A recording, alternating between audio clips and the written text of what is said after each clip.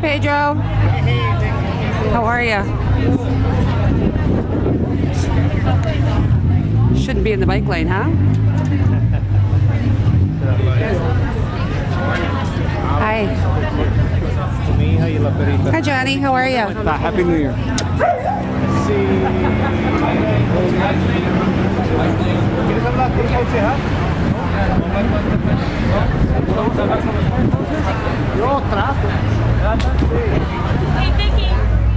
Hey. My name is David Castle, and I'm the Executive Director of the Alliance of Local Service Organizations. Our mission is to end violence in the streets and homes and communities of nationwide.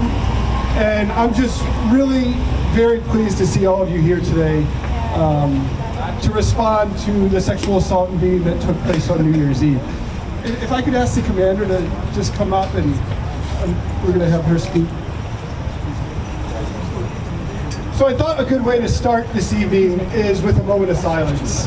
To remember a victim from New Year's Eve, to remember victims of stories that we've heard about in the past, but also to stand in silence for all those victims of sexual assault that aren't here and haven't had their stories told and decided not to come out, because we know that this is a very underreported crime.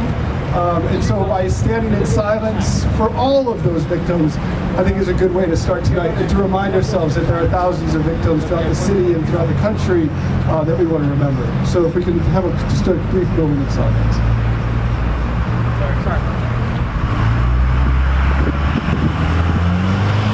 Thank you. So I do want to thank you for coming. We've got a lot of people out here, a lot of service organizations. We've got great victim advocates. We have Vickard Dyke Redevelopment Corporation. We got the YWCA. I see women empower themselves, become aware. So there's just a whole lot of service providers are here. I see a lot of community residents who are concerned that this happened in their community. We've got our elected officials here today who are, really committed to making sure that this doesn't happen again. We've got the 14th District who's joined us this evening, who's doing everything that they can to ensure that this doesn't happen again as well. So I just want to say thank you all for coming. There's a couple of things that we're trying to accomplish today. The first is that we're standing in solidarity with victims of sexual assault. And that's one of the most important reasons we're here today. We also want to raise awareness about sexual assault, what actually will make us safer, the things that we can do as a community to be more safe, and the things that we can do to support each other as these terrible things happen. In too many places. And most often it happens by someone who is known to the victim. So that means that each of us has a very important role in ending sexual violence. Right? Yeah. So when we're talking about sexual violence, we need to talk about all of what that encompasses, not just about the self-defense techniques that a woman needs to learn. Because that makes it as though it's the woman's responsibility whether or not she gets sexually assaulted. It is not her responsibility whether or not she gets sexually assaulted. It is all of our responsibility. And that means each of us has to do something about it. We need to feel empowered. It is a myth that we cannot do anything about this issue. We can. And so the next time someone tells you that they've been sexually assaulted, I'd like for you to do 3 things. The first thing I'd like you to do is to believe them. I cannot tell you how important that is.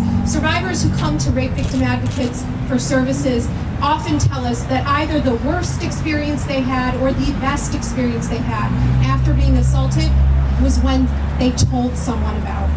And whether or not that person believed them or didn't believe them made a world of difference in their healing, and whether or not they chose to report it. So you have that power. Believe them. The second thing is remind them that it is not their fault. It is never the victim's fault. And then the third thing is remind them that there are resources available. As David mentioned, there are a number of organizations here. RVA is one of them. There is the Chicago Rape Crisis Hotline. 24 hours, it's absolutely free, it's confidential.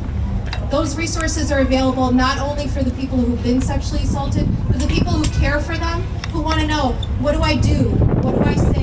How do I help? What do I do in my community? Each of us can have these conversations. When you leave here, make a pledge to yourself that you're going to talk to someone else about why you were here. And you're going to spread the word. Because this young woman is not alone. We have the power to end sexual violence. You each have the power to do something about it. I want to introduce to you someone, Steve Adler, who works at Rape Victim Advocates. You said it's important for all of us as a community to recognize that we have a role to play in ending sexual violence. But too often, one of the things that is not mentioned is the role that men specifically play in ending sexual violence. 98% of sexual assault, whether the victim is male or female, is committed by men. So when this is framed as a women's issue, and 98% of the people who are sexually assaulting, whether it's women or men, are men, that sounds like a men's issue. It's not a women's issue. This is our problem. This is something that our brothers, our sons, our fathers are doing, and it's important for us to start that conversation. Sexual assault does not exist in a vacuum.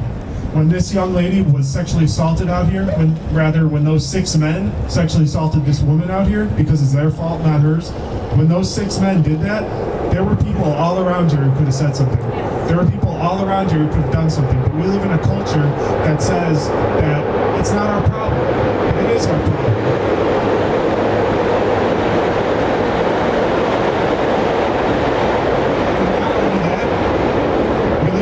That says that sexual assault is okay. We live in a rape culture.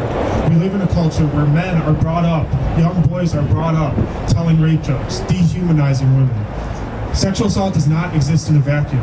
So when we hear these jokes, when we see people controlling women, when we see men controlling women, it's up to us to step in. It's up to us to start that conversation.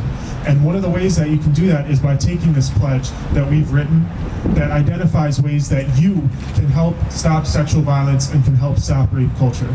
And by doing so, you need to start the conversation. We need to hold other men accountable, because it's time for us to remain silent on this issue.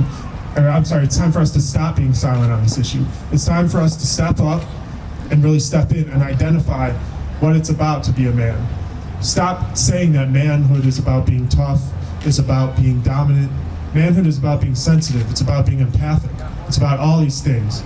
And so we need to step up and really need to step in and start addressing these issues. Thanks so much. Thank you. And we will call the police. We will act. Make sure if you heard anything, if you heard her scream, if you saw people running down the alley, call the police. They are willing to listen to you. They want to listen to you. They want to find the perpetrators.